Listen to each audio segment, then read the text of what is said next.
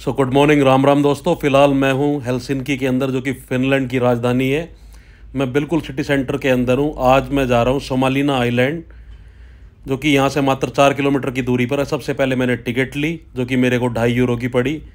ये सामने फेरी आ जाती है, इसको मेरे को बोर्ड करना है। ये मात्र 15-20 मिनट लगाएगी यहाँ से आइलैंड तक पहुँचाने के लिए। ये अप एंड डाउन टिकट है दोनों रूट की, जो कि 1.5 घंटे तक के लिए वैलिड होती है। काफ़ी खूबसूरत नज़ारा है। और सोमालिना अपने फोर्ट्रेस के लिए फेमस है अपना। काफ़ी एंशियंट हिस्ट्री है इसके पीछे। तो मैं एलोबरेट करूँगा चीज़ों को, साथ बाय साथ आपको पूरा आइलैंड दिखाऊंगा वहाँ पे।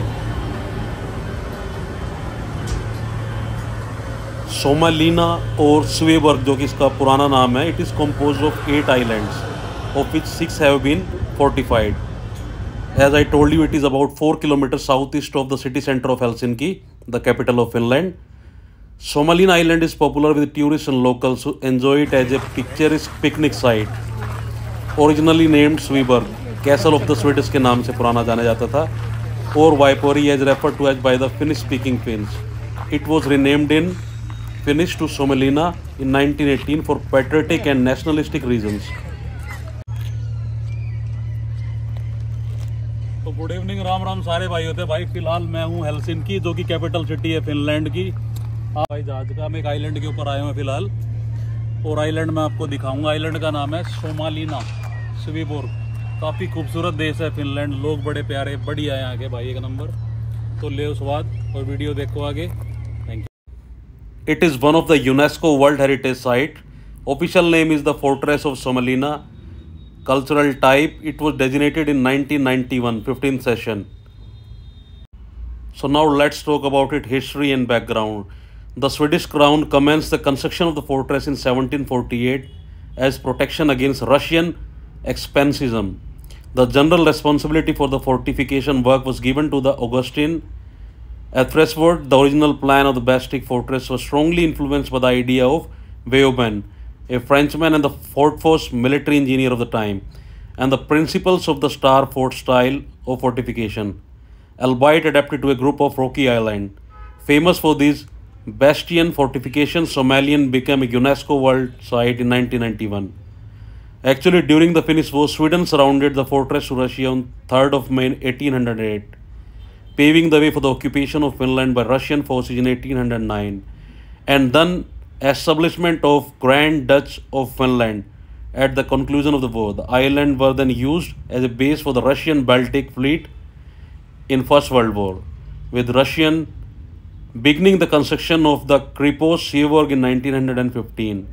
Russian forces left after Finland declared its full independence in 1917. Finland then managed Suomenlinna through the Defense Department until turning most of over to the civil control in 1973. Now let's talk about the present day of Suomenlinna. Suomenlinna is now one of the most popular tourist attractions in Helsinki, as well as a popular picnicking spot for the city's inhabitants. In 2009, a record 713,000 people visited Suomenlinna, most between May and September. A number of museums exist on the island, as well as the last surviving Finnish submarine vessel. There are about 900 permanent inhabitants on the island, and 350 people work there year round. There is a minimum security panel labor colony in Suomenlinna, whose inmates work on the maintenance and reconstruction of the fortification. Only volunteer inmates who pledge non-use of controlled substance are accepted to the labor colony. For the general public, Suomenlinna is served by ferries all year, and a service tunnel supplying heating, water and electricity was built in 1982.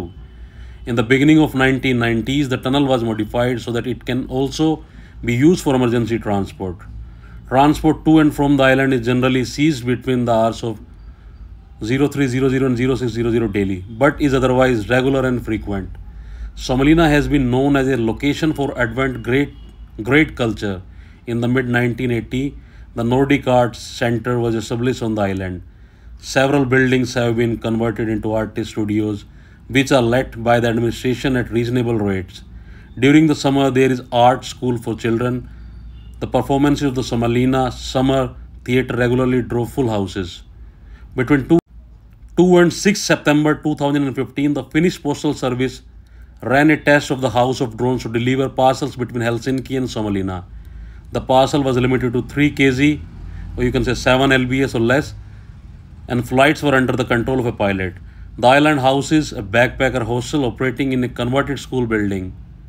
Built in 1908 and served as a Russian school 1909 to 1917, military office from 1918 to 1919, Finnish school from 1920 to 1959, and a canteen and entertainment venue for soldiers between 1959 to 1972. Suomenlinna Church, built in 1854, was adapted in 1929 to include a lighthouse beacon. Both the church and beacon are still active today. The lighthouse beacon was modernized to use LED lights in 2019.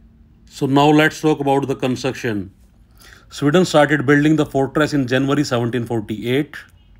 Älvsjö plan contained 2 fortifications, a sea fortress at Sveaborg near the small town of Lovisa, and a larger sea fortress and naval base Sveaborg at Helsingfors.